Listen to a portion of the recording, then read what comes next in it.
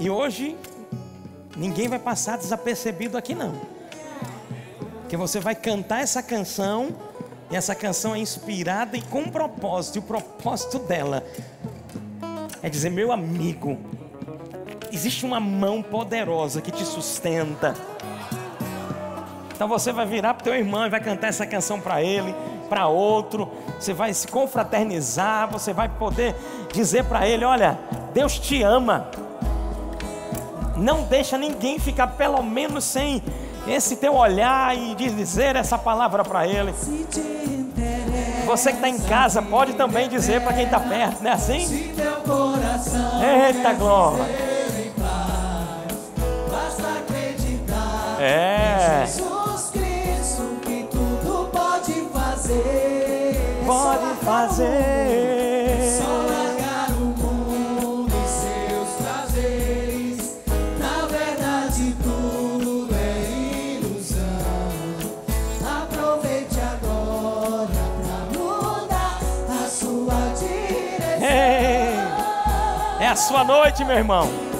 Olha, Deus te ama e quer te dar. Ministra pra ele isso. Nunca chorar. Não rejeite isso, amigo. Não rejeite a mão. Não rejeite isso, amigo. Não rejeite a mão. Não rejeite isso, amigo. Não rejeite a mão de Deus. Oh, glória a Deus! Você pode dar um glória a Deus aí bem forte, meu irmão? Que coisa boa! Obrigado, gente, vocês são bênção demais. Graças a Deus. Trago um abraço da nossa amada igreja Verbo da Vida, Recife, Campo Grande, a qual o Senhor me dá a honra de apacentar. É muito bom saber que estamos ligados no mesmo propósito, amém, meus irmãos? Graças a Deus. É muito bom saber que Deus está cuidando nos mínimos detalhes. Você já parou para pensar nisso? Deus está cuidando nos mínimos detalhes. Eu quero hoje à noite compartilhar com você uma palavra. E essa palavra, entenda, muitos versos que nós vamos ler, que eu quero meditar junto com você, certamente você deve ter ouvido relacionado à vivência da igreja. Você deve ter ouvido relacionado à vivência ministerial. Mas eu queria que nós tivéssemos um olhar dentro desses versos hoje, na vivência da família.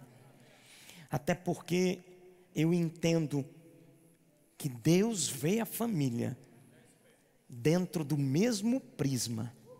Quem está entendendo? É tanto que o próprio apóstolo Paulo, lá em 1 Timóteo, ele diz: olha, se você não tem cuidado dos seus, especialmente dos da sua casa, tem negado a fé e é pior do que o descrente. Se você não cuida dos teus, se você não cuida dos da sua casa, tem negado a fé e é pior do que o descrente. Aí você pode dizer: ah, pastor, mas pelo amor de Deus, eu não sou descrente, não, eu creio em Deus. Mas é isso que Paulo está dizendo. Então nós precisamos ter um olhar para a nossa casa com o mesmo zelo, com o olhar que temos pela igreja. 2 améns, não tem problema. Você já deve ter ouvido isso. Certamente algum ministro falou sobre isso. Mas eu vou dizer, amado, é muito triste essa realidade quando vemos, por exemplo, pessoas dizendo ou falando coisas do tipo: o filho dizendo, eu gostaria muito de que papai fosse morar na igreja, que a gente morasse na igreja. Alguém já viu alguma história assim? E por quê? Porque papai em casa é uma coisa, papai na igreja é outra coisa. Parece, para quem não tem esse entendimento que eu estou querendo trazer hoje para você, parece, irmãos, que existe algo extremamente sobrenatural na calçada da igreja. Aleluia. Sabe que parece que às vezes tem algo muito sobrenatural na calçada da igreja. Por que, pastor, na calçada da igreja? Ou já no estacionamento da igreja? Porque muitas vezes estão quebrando o pau em casa. estão brigando. Não, mas tem um compromisso cristão, graças a Deus que tem um compromisso. E vem. E no caminho, quebra-pau está acontecendo. Eita, papai. Mas quando vai chegando, epa, vem cá. Aleluia. Tudo bom, irmãos? Rapaz, é uma bênção na minha vida. Que unção poderosa. É essa que tem na calçada da igreja. Sabe, irmãos, eu sei que no relacionamento nós enfrentamos e às vezes existem dificuldades de relacionamento, existem situações que se levantem. Não existe. Um dia um casal, eu estava ministrando sobre família na nossa igreja, e um casal, eu perguntei, quem aqui nunca teve uma briga ou um conflito?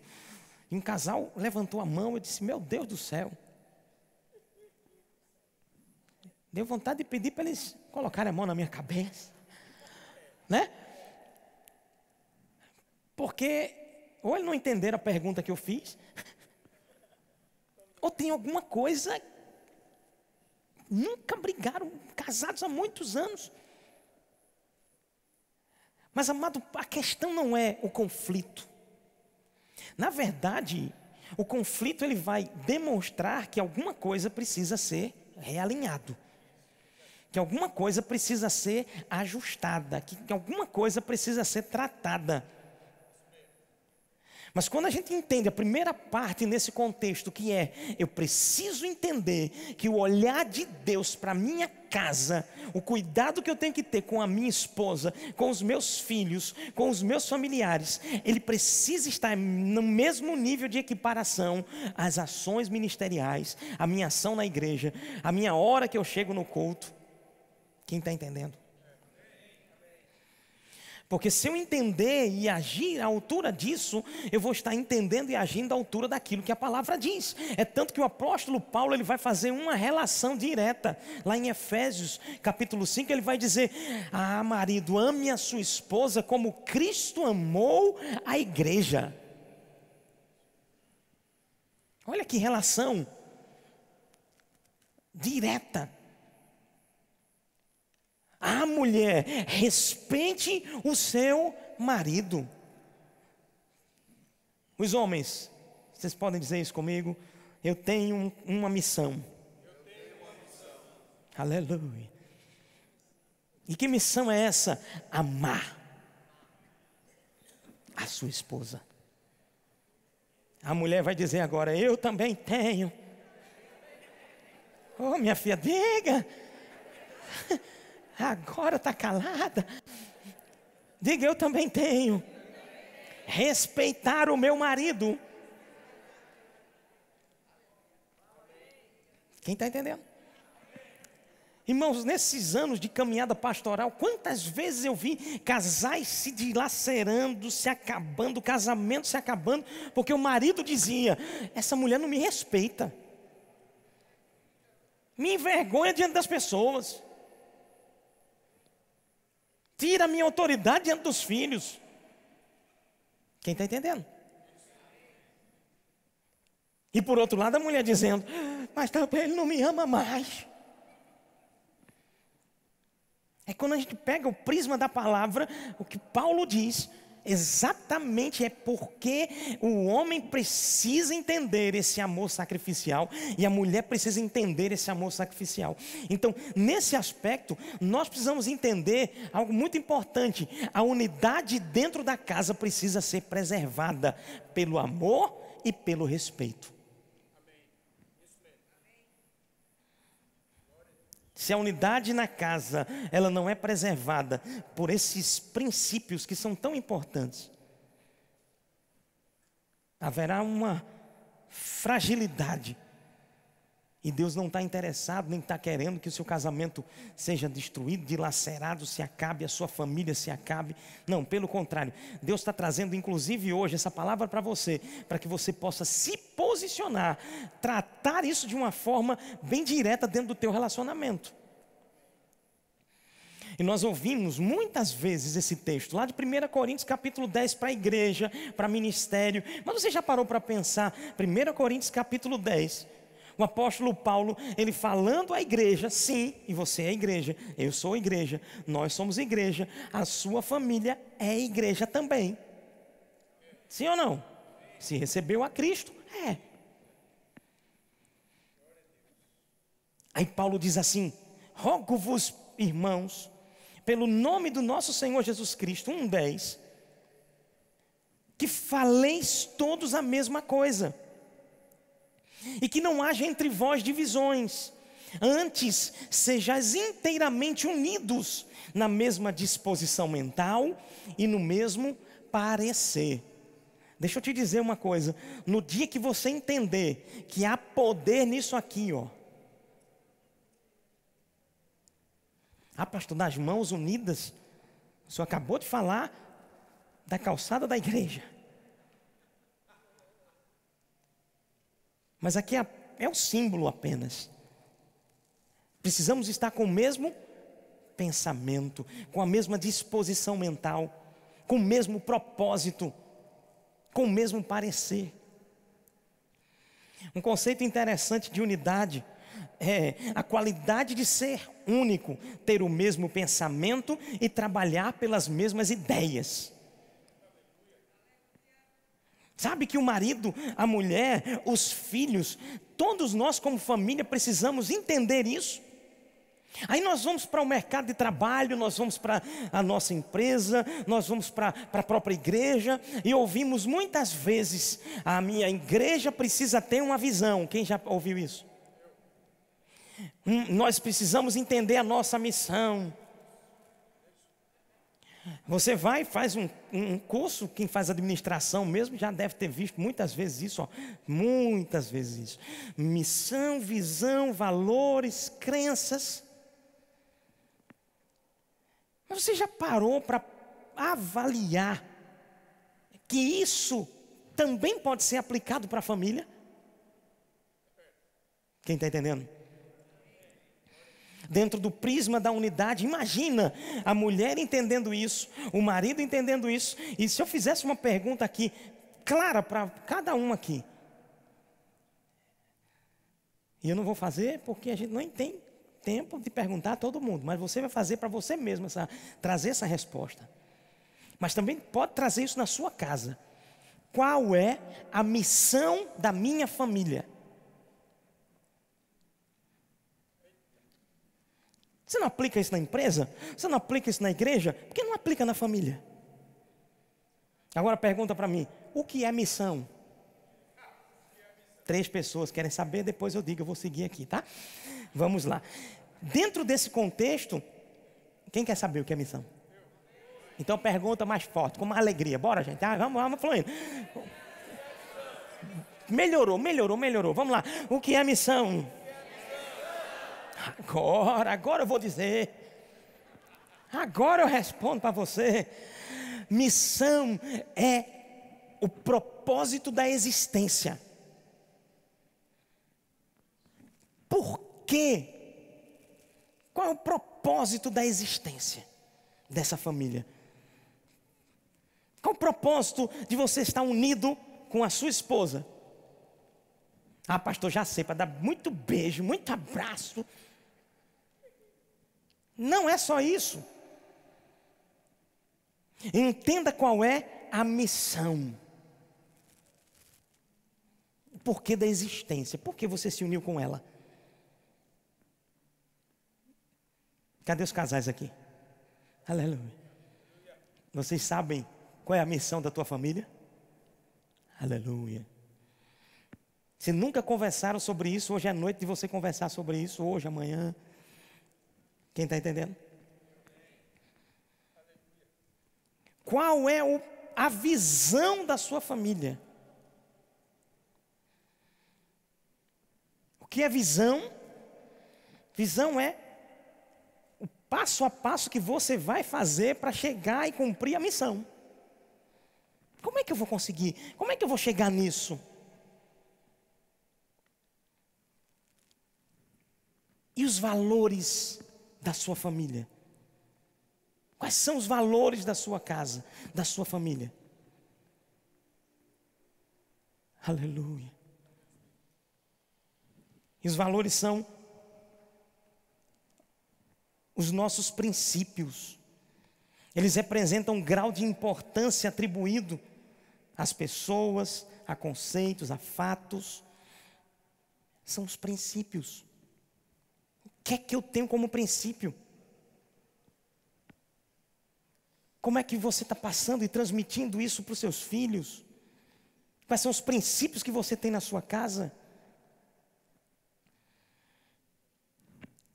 E as suas crenças? O que é que você acredita? Na prática isso vai ser demonstrado, amado. No dia a dia isso vai ser transferido, inclusive, passado de pai para filho, de filho para neto, e assim vai. Por quê? Porque nós precisamos entender que os nossos valores, eles precisam ser marca para a nossa geração, para a nossa posteridade, para as próximas gerações. Mas o que é que nós temos visto muitas vezes?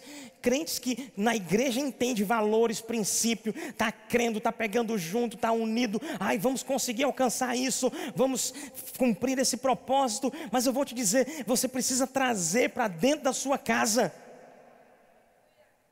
os valores do evangelho na prática. Você precisa trazer para a sua casa as suas crenças em Cristo, na palavra, e aquilo que você acredita também dentro do propósito. E você vai construindo isso, amado, dia a dia. Eu me lembro, eu estava vendo nesses dias algumas fotos, e eu disse, meu Deus, que coisa maravilhosa. Poder ensinar aos meus filhos na prática e poder fazer e viver esse crescimento na vida deles, porque eles estão vendo que eu e a minha esposa, nós entendemos a nossa missão como família, nós entendemos os nossos valores como família, nós temos as nossas crenças como família, nós temos uma visão como família. E eu vendo algumas fotos e me alegrando, porque o evangelho está dentro disso na nossa casa. E eu vendo minha pequenininha Isabela, hoje vai completar 10 anos agora, mas na época ela devia estar com uns 3, 4 anos, Gustavo com 5 anos a mais de diferença. E eu os levava desde pequenos para as evangelizações. Quem está entendendo? É óbvio, deixávamos eles num ponto, mas ela ficava entregando o papelzinho, a literatura. Você sabe o que é que eu estou fazendo aqui? O que é que eu estava fazendo com eles? Eu estava implementando no coração, na mente, na vida deles, a nossa missão como família. Família e igreja, família e igreja, igreja, família, junto e misturado, irmão.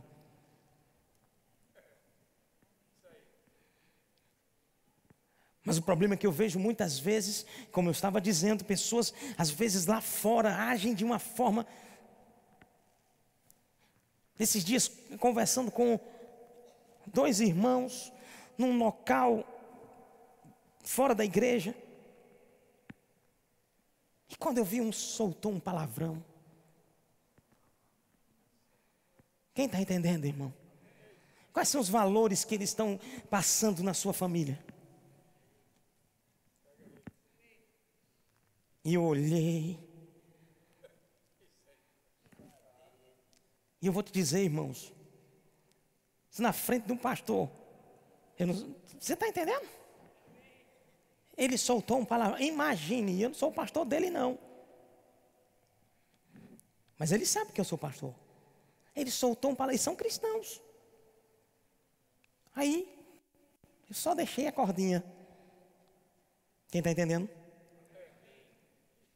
Aí o outro, pum, também.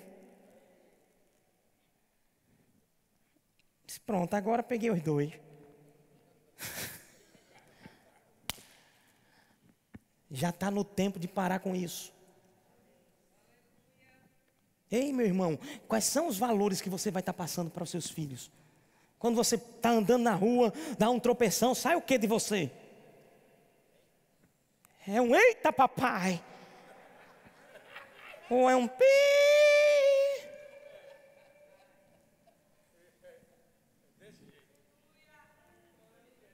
Meu irmão, aí eu lhe digo, se você na sua igreja, eu vou dizer, irmão, tem uma frase de um radialista, ele até faleceu, acho que ano passado. Ele dizia assim: só entre em algum recinto se Cristo entrar com você, e só converse algo se Ele puder participar. Ei, Jesus pode entrar com você nesse lugar que você está entrando?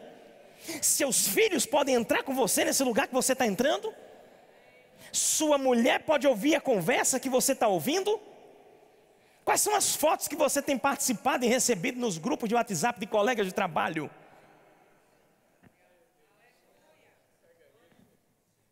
Isso tudo vai mostrando quais são os seus valores, tá? Isso tudo vai mostrando qual é a sua visão, qual é o seu entendimento de missão. E tem gente pegando tudo isso, ó, amassando e jogando no lixo. Tem tanto conhecimento recebendo na igreja, mas parece que quando sai, nada interferiu na sua vida.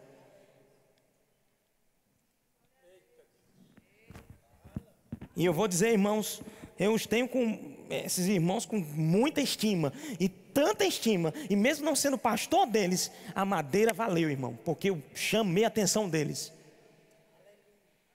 Quem está entendendo, irmãos?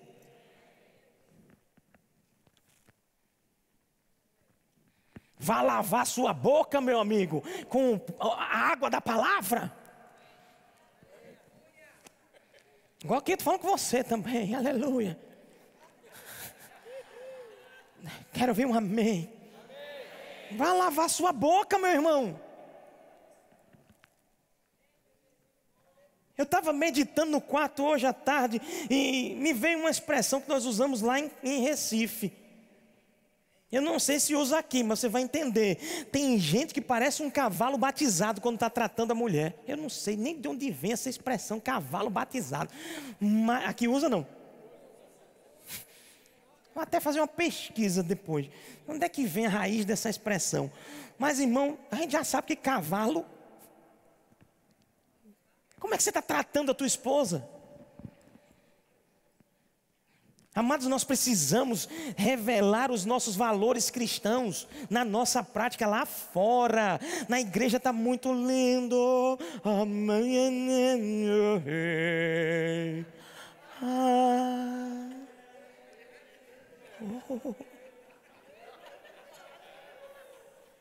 É lindo. Ó, meu menino, tão bonitinho. E quando chega em casa espancando as crianças, sem saber tratar o filho, sem saber tratar a mulher. Ah, mas é porque eu nasci assim, eu cresci assim, Gabrielo.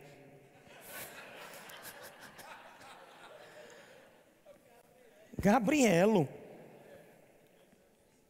Amados, nós precisamos entender que se entendemos a nossa missão, não só como igreja, mas como família, com o propósito de existir, se entendemos a nossa visão, se tivermos o caminho para isso, para alcançar esse propósito, os valores e as nossas crenças estiverem alinhadas ao princípio de Deus, amado, você vai ter um casamento feliz.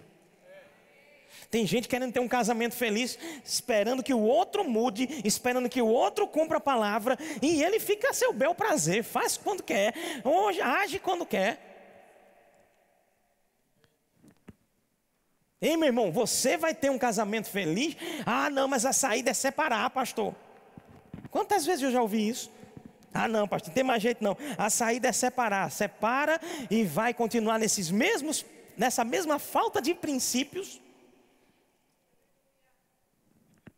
E vai bater na mesma tecla quando vier para outra situação. E ainda com mais um bocado de implicação espiritual. Quem está entendendo? Eu queria que você abrisse a sua Bíblia lá em Efésios. Efésios, capítulo 4. para que nós possamos preservar a unidade dentro da nossa casa,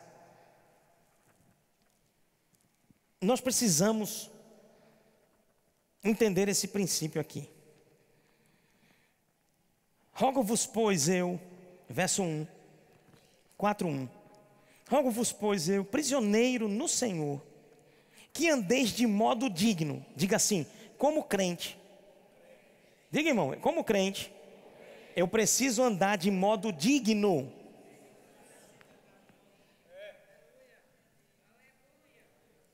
Aleluia. Modo digno de quê? Da vocação que fostes chamados. Meu irmão, anda conforme a vocação que você foi chamado. E entenda, no aspecto espiritual, no aspecto eclesiástico, na igreja, no ministério, existe uma vocação que você foi chamado. Mas sabe que na sua família também existe uma vocação que você foi chamado? É tanto que o próprio apóstolo Paulo, em 1 Coríntios capítulo 7, Paulo vai dizer assim: se você foi encontrado casado, não separe.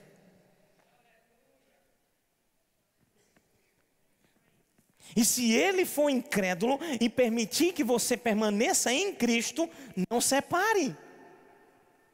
Meu Deus do céu.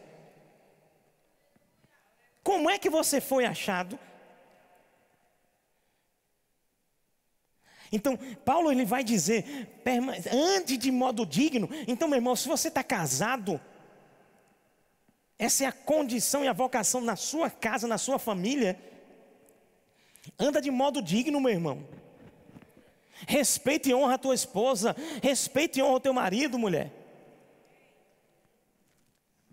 Anda de modo digno para a vocação que você foi chamado. Com toda humildade. Aleluia. Cadê os humildes? Os humildes. Cadê os humildes? Levanta a mão, os humildes. Pastor, sou tão humilde que eu me orgulho da minha própria humildade. Oh Jesus, tenha misericórdia. Transforma ele. Pega. Eu vou lhe dizer uma coisa, meu irmão. A humildade dá passo atrás. A humildade reconhece. E andar em humildade na casa é andar de modo digno que você foi chamado. Um dia eu aconselhando um casal, a mulher disse: pastor, eu preciso dizer isso para o senhor. Com os olhos cheios d'água. Ele abriu a boca para dizer para mim: nunca eu vou pedir desculpa. E ele do meu lado, não era uma conversa com ele presente. Aí quando ela soltou, ele já sabia o que vinha, né? Palavra para cima.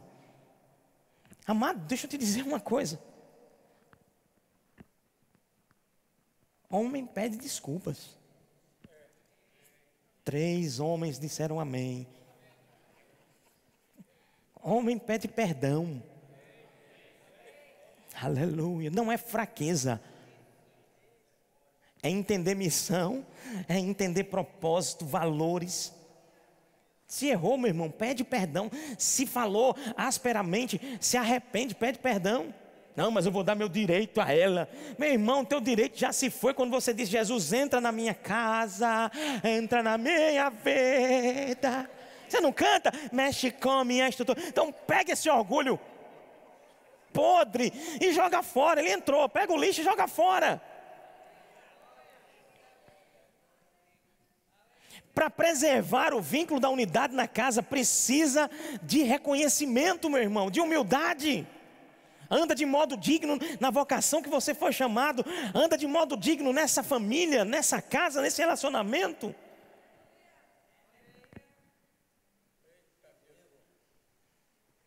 Não, mas quem errou foi ela.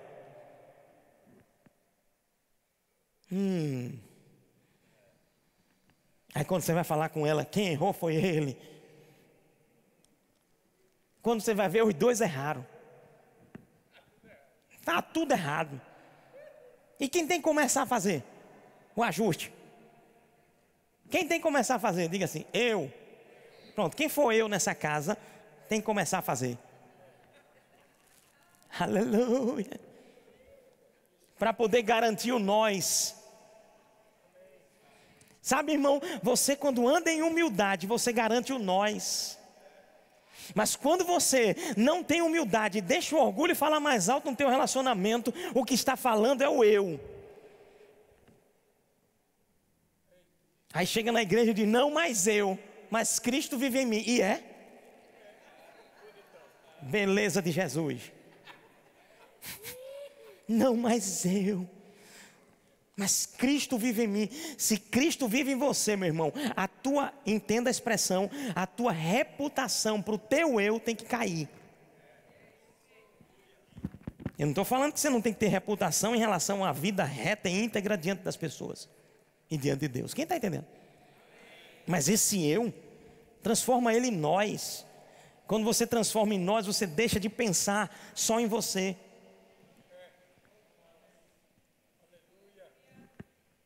Você deixa de pensar só na tua vontade.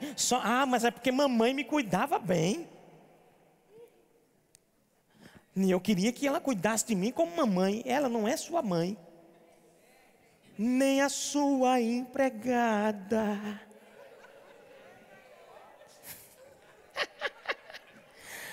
É sério? Eita, papai. Garanta a segurança no final desse culto, pastor, pelo amor de Deus. Garanta a segurança. Quem? Abraão. Abraão. E o do irmão do lado. Pronto, você está lindo. Um cuida de mais para cima, outro cuida mais para baixo. Está linda a segurança aí.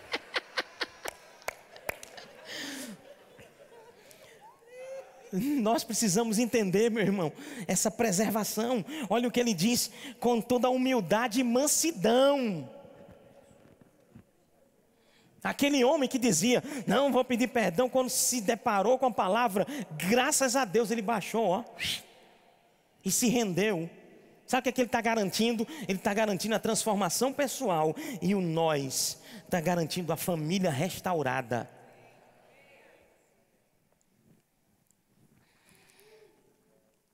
Mansidão.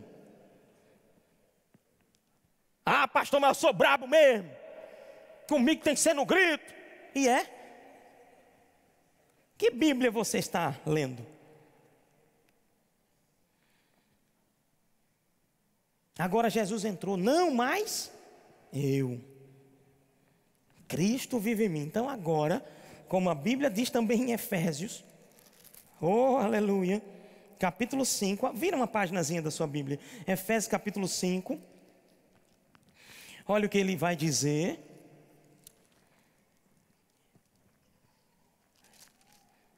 Aleluia.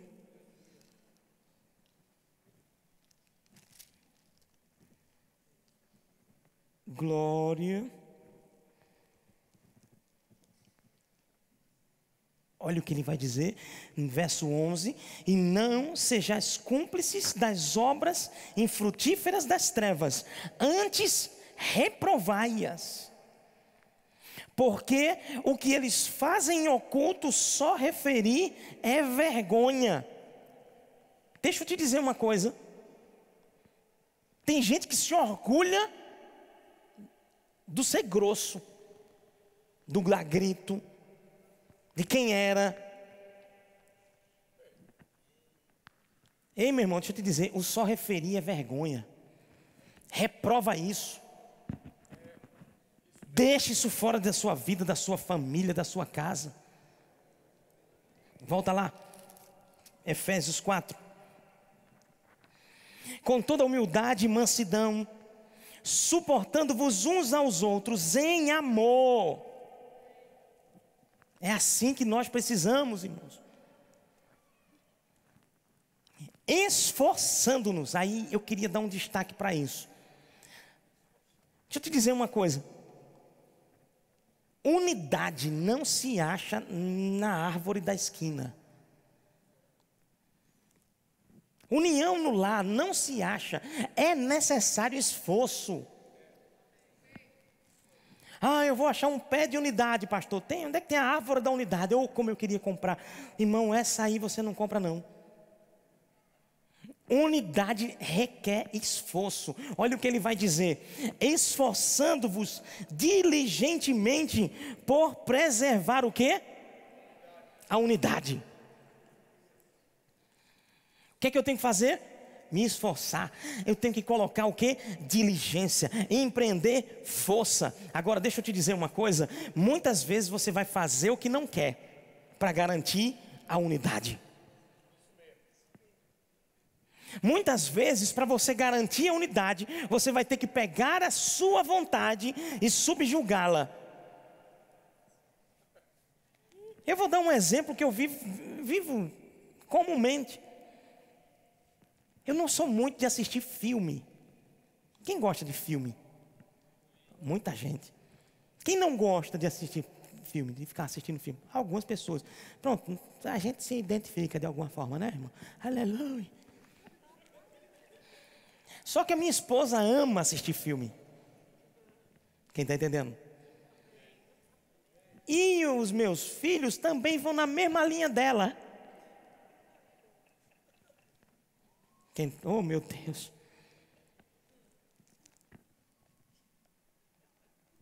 E às vezes eu não quero assistir o filme. Mas sabe, não mais eu. É necessário um esforço e uma diligência para preservar o vínculo da paz, para preservar a unidade. Às vezes você vai fazer o que você não gosta mesmo. Sabe para quê? Para ver o outro sorrir. Você quer só sorrir, meu filho? Deixa o outro sorrir também. Pague o preço, marido. Ah, sua mulher quer fazer academia. Aí você disse: hoje vou nada. Hoje vou não. E ela: meu amor, vamos. Vai ser melhor para nós. Se ela está dando um recado, irmão. Alguns entenderam. Vai ser melhor para nós. Aí o que é que você faz? Para garantir o quê? A unidade. Eu me lembro, Gustavo, meu pequeno, que já está grande, já está quase me passando, apesar de que eu não sou muita referência não nessa parte. Eu dizer está quase me passando é a coisa assim. É muito difícil não, né, mano? E um dia desse ele chegou para mim e disse: papai, e ele está agora querendo malhar e tal. Disse: papai, vamos correr. Irmão, eu tinha tido um dia intenso, muito trabalho, olha, sabe aquele dia que juntou assim, às 5 da tarde, mais ou menos, ele vem: papai, vamos correr?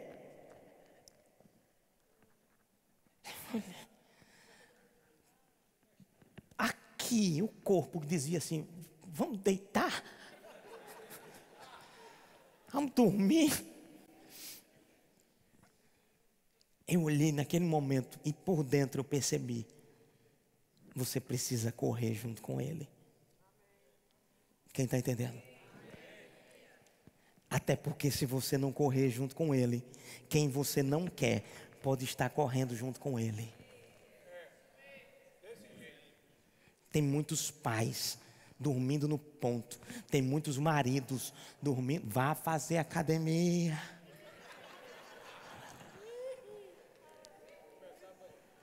Você está entendendo? Não estou dizendo que ela vai te trair não, irmão.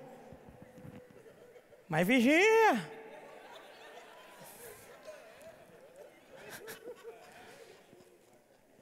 Irmão, lá estava eu. Bora, Gustavo. E aí, sabe assim?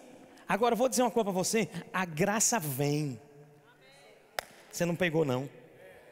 Você sabe o que é graça? Graça é capacitação. Dentre muitos significados que tem, mas um deles é capacitação do divino operando no humano quando esse não consegue.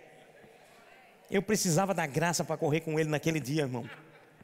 Quem está compreendendo? E lá vou eu, boto o sapato, a bermuda. Aleluia. Ele pega uma bolsa, ele bota nas costas. Não, meu filho, quem vai botar nas costas sou eu. Vamos lá, desce o elevador. Ele já queria descer de escada, não. Primeira vez ele quer descer e subir de escada, mas graças a Deus ele não tentou dessa vez, não. Descemos o elevador, agora lá vou eu, passo no porteiro. Ei, meu irmão, tudo bom? E eu moro a 2 minutos da igreja. Do meu apartamento eu vejo o templo lá do Recife, Campo Grande. Lá está eu correndo na rua. E aí alguns irmãos da igreja: opa, pastor, opa, tudo bom? E eu, E Gustavo do meu lado, ó, na minha frente, passava. E eu: calma, meu filho, calma. Aleluia, ajuda teu servo. Vai devagarinho também. Como diz Joselito, senão teu servo não aguenta.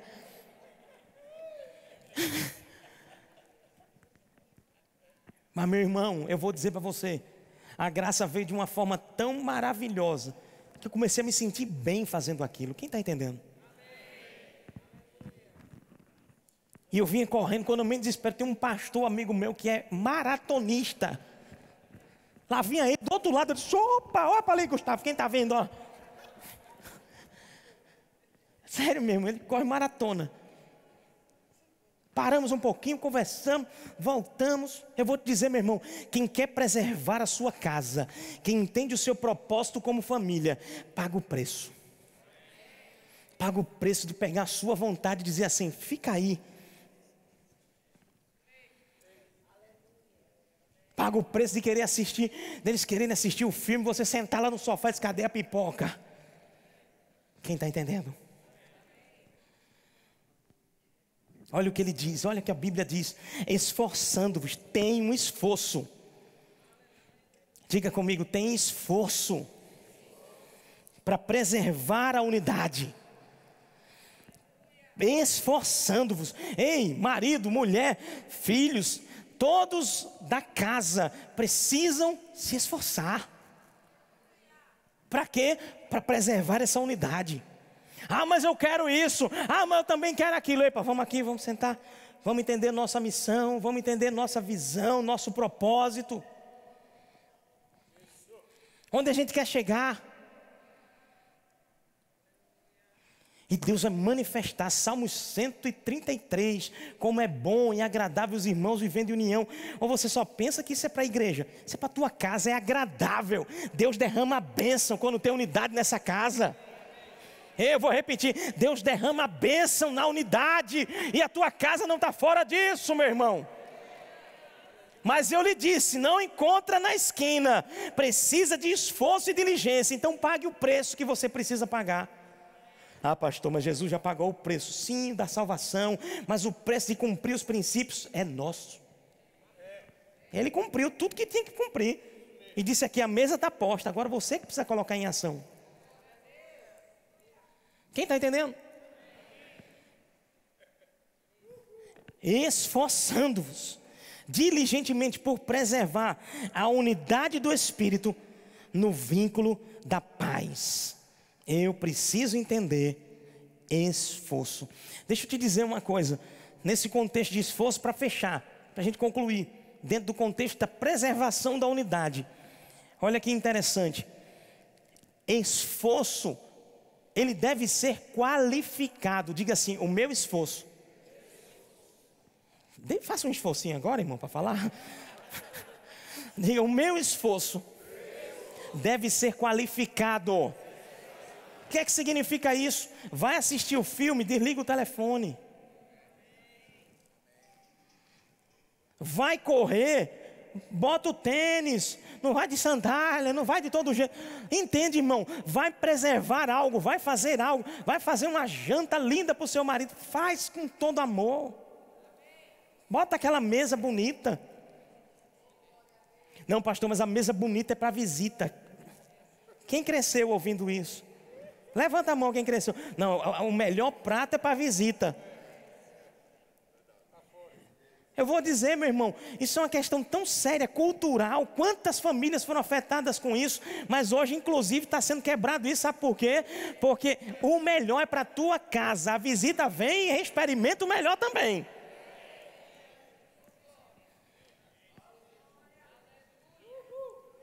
Sabe o que é isso? Isso é se esforçar ou esforçar-se para preservar a unidade. No vínculo da paz, o esforço, tem que ser qualificado. Tem gente que está conversando e nem está olhando, nem está dando atenção. E ela percebe, ele percebe. Ah, mas tem muita coisa para fazer. Sinaliza para ela. Depois que a gente terminar, eu tenho muita coisa para fazer. Mas na hora que você estiver conversando, você precisa estar de forma qualificada, atento. Aleluia. Eu sei que isso é um desafio para todos nós. O esforço tem que ser qualificado. Diligência significa ser ligeiro para cultivar, dentro de um contexto que a gente está trabalhando aqui, tá? Não é o significado pleno disso, não, no Aurélio não, tá? Dentro de um contexto, sobre diligência, ser ligeiro para cultivar a unidade, sem competições. Eu não vou fazer para dizer que eu sou melhor do que ela, eu vou fazer porque eu amo.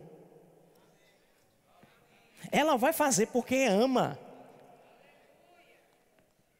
E essa preservação da unidade vai trazer a bênção. Manifesta sobre a sua casa. Toda vez eu vou finalizar com isso. Toda vez que de alguma forma os passos que eu dei ou que ela deu, que não havia uma concordância plena, todas as vezes, irmãos, eu me arrependi. Ou ela se arrependeu. Quem está entendendo? Esses 18 anos de casamento que eu vou completar esse ano, glorificado seja Deus. Nós aprendemos com os nossos erros, mas o sábio aprende com os erros dos outros. Então você tem a oportunidade de não errar. Um dia eu fui fechar um contrato e Kátia dizia: meu filho, você tem certeza? E um animado porque era uma oportunidade. Olha, quem já passou por isso, hein? Ei, meu irmão, é uma oportunidade. E você querendo fazer o melhor para a sua família, você escuta aquilo, você entra naquela oportunidade. Mas se não há unidade, não é oportunidade não, irmão. E numa experiência dessa que eu tive, e ela disse: meu filho, você tem certeza? Eu estou achando que esse negócio... Disse, não, mas é muito bom, fulano indicou, avalizou, deu toda... Vou fechar o contrato, fechei. Até hoje, meu irmão, eu me arrependo. Até hoje eu me arrependo. Já faz alguns anos, viu? Quem está entendendo? Agora o lindo de quem quer preservar a unidade, sabe o que é? É que ela não ficou feito aquele carrinho. Eu te disse, eu te disse. Já viu que tem um carrinho antigo? Quem lembra? Como é o nome daquele carrinho? Eu não lembro. Do tempo de Abraão, pastor? Eu te disse, eu te disse. Não ficou fazendo isso. O que é que ficou? Ela disse: fica tranquilo, meu filho. Eu sei que Deus vai prover, vai manifestar, vai fazer. Veja aí que massa, que maravilha. Isso é preservar a unidade, meu irmão, sem condenar o outro. Amém? Eu quero orar com você nesse momento. Pai, em nome de Jesus, eu sei que a tua palavra foi anunciada nessa noite. E eu sei, Pai, que existe um princípio de preservação do vínculo da unidade, no vínculo da paz. E há um esforço, a necessidade de um esforço diligente, qualificado. Que os meus irmãos assim possam entender essa verdade e vivê-la, assim como eu também, cada um de nós. Eu te agradeço em nome de Jesus por essa oportunidade. Amém. Amém, meus irmãos. Beijo para vocês. Pastor? Tem alguém que quer entregar sua vida para Cristo? Que quer dizer: sim, Jesus, eu quero me entregar para Cristo. Eu quero